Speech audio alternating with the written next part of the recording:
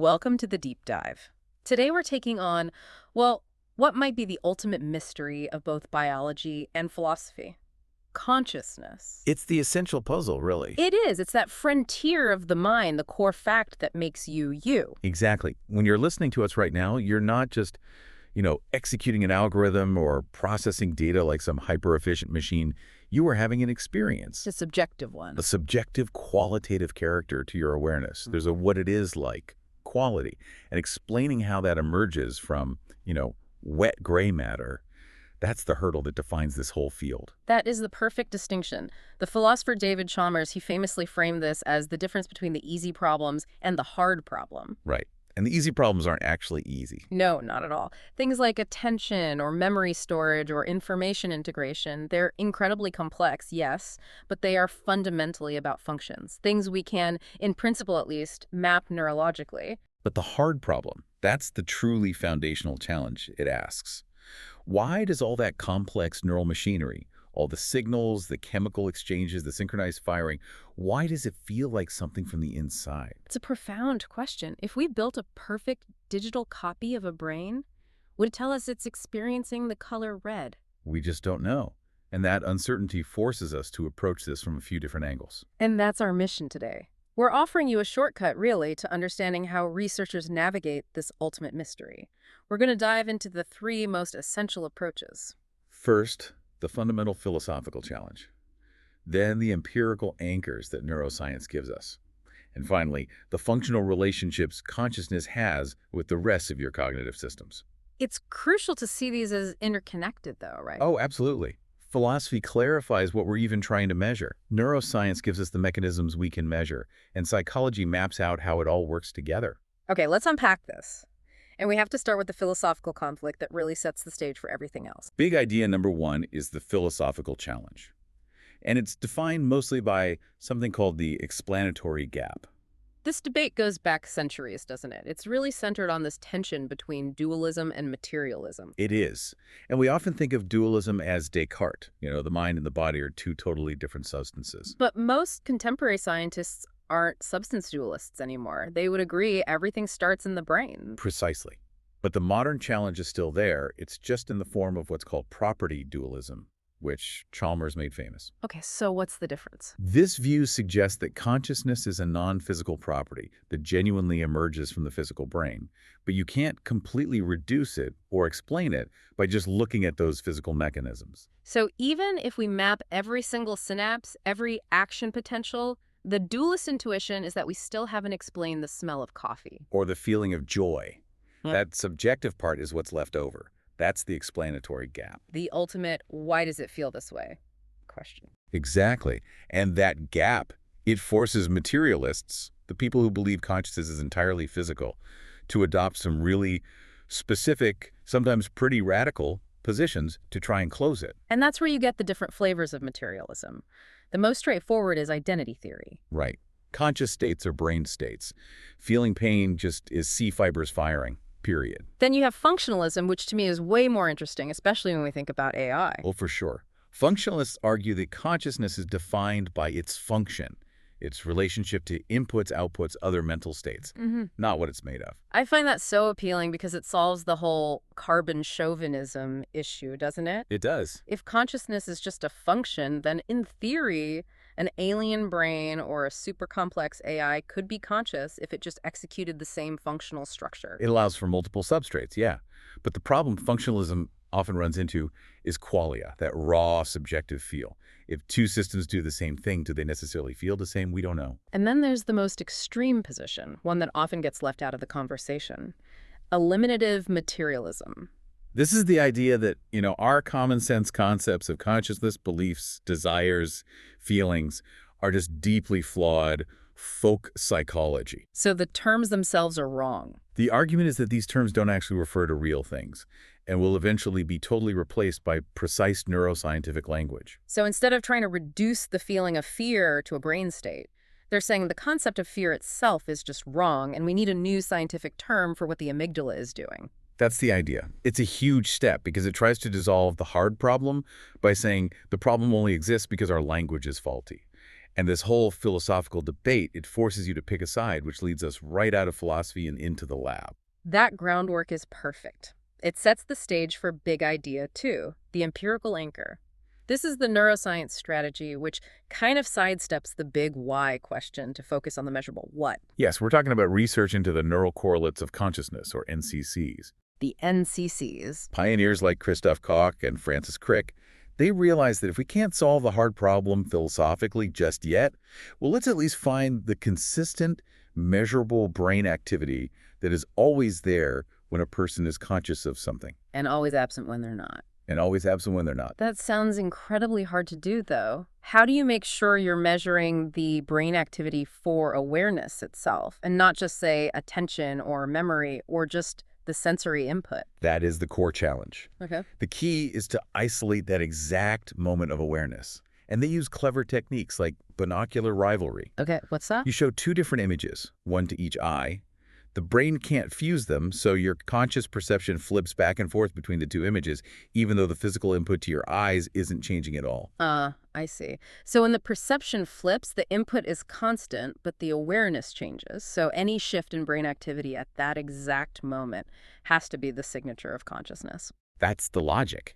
And what they found pretty consistently is that conscious perception isn't just one little spot lighting up.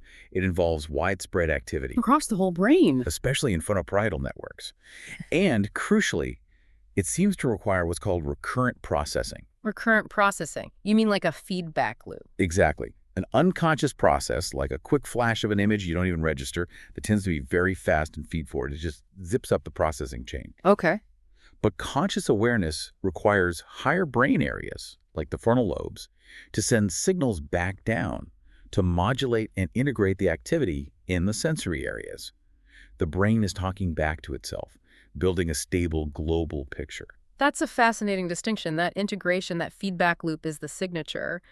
And this research becomes so important, almost profound when you look at disorders of consciousness. I'm thinking of Adrian Owen's work. Oh, that work has been absolutely transformative. It has completely blurred the clinical boundaries we used to draw.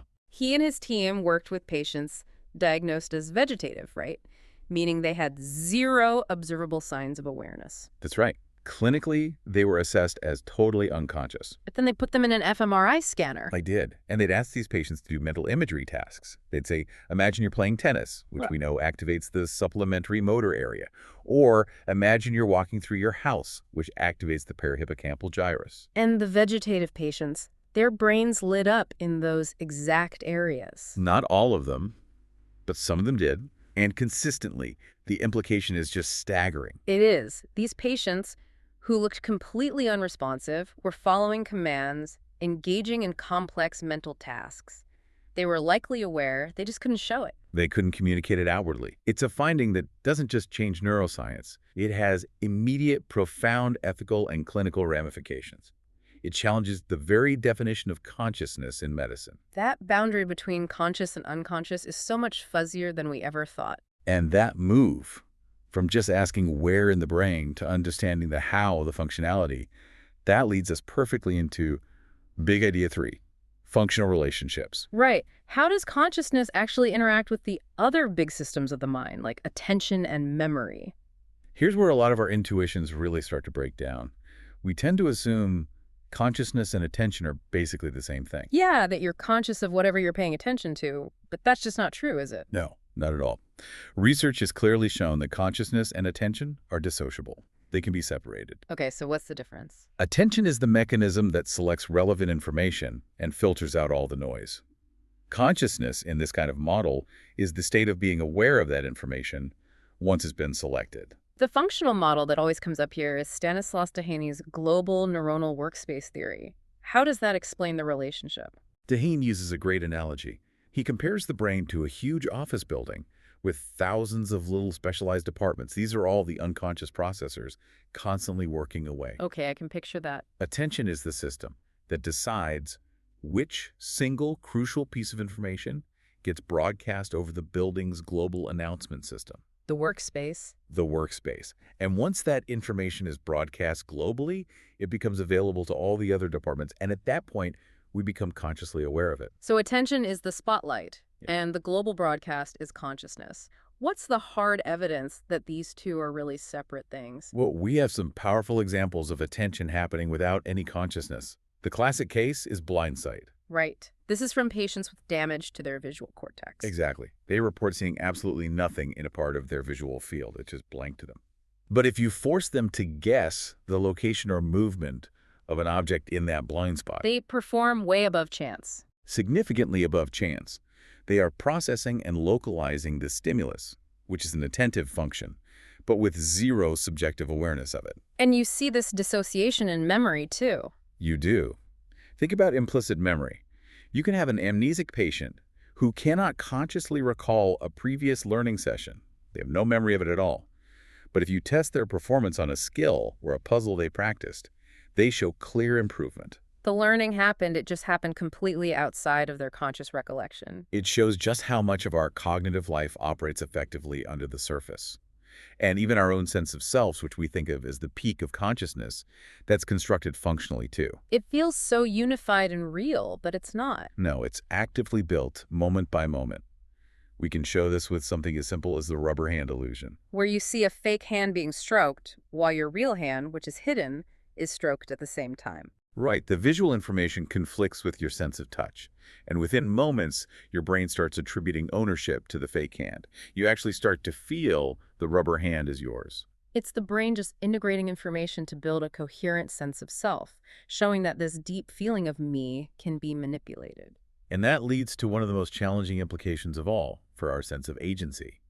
If the self is constructed, what about free will? This is where we bump right back into philosophy with those famous controversial findings from Benjamin Libet in the 80s. Libet measured brain activity, specifically something called the readiness potential, which comes right before voluntary movement. And what he found was that the neural activity to start the movement often began hundreds of milliseconds before the person reported their conscious awareness of even intending to move. That's the challenge. It suggests the brain starts the action before the conscious mind thinks it's made the choice. Wow. And if we connect this to the bigger picture, maybe consciousness isn't the captain initiating every single action. Maybe its critical role is more about monitoring, filtering, or maybe even vetoing actions after the initial neural machinery has already kicked them off. That realization that so much of this can be explained through these functional models, it really shows how far the field has come. The field now really sees consciousness not as this one single thing, but as multidimensional. It encompasses wakefulness, sensory awareness, self-experience, and even metacognition, the ability to think about your own thoughts. That is a fantastic synthesis of the philosophy, the neuroscience, and the psychology. So what does this all mean for you? Let's offer 4 actionable bullet points for quick recall to anchor these big ideas. Okay, first, the defining conceptual struggle is the explanatory gap. That's the philosophical challenge of bridging the physical brain descriptions of materialism with that subjective feeling of experience. Second, the empirical reality check comes from neural correlates of consciousness, NCCs.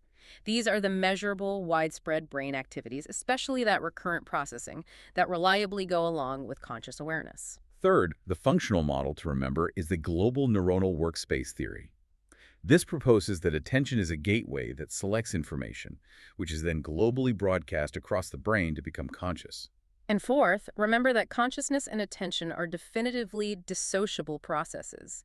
The evidence from things like blind sight and implicit memory proves that your brain can process and act on information without it ever reaching your subjective awareness. And that brings us right back to those Libet findings. If the brain initiates our choices before we're consciously aware of them, the question for you becomes, do you think consciousness is primarily a causal agent, or is its most powerful function the ability to deliberate and maybe veto impulses after they've already started? It's a profound question about free will and agency that builds directly on what we've talked about today. A great place for you to continue your own exploration. What an incredible challenge to the way we see ourselves. It certainly is. We hope this deep dive into the mind's frontier helps you see the world with a little more clarity. Until next time.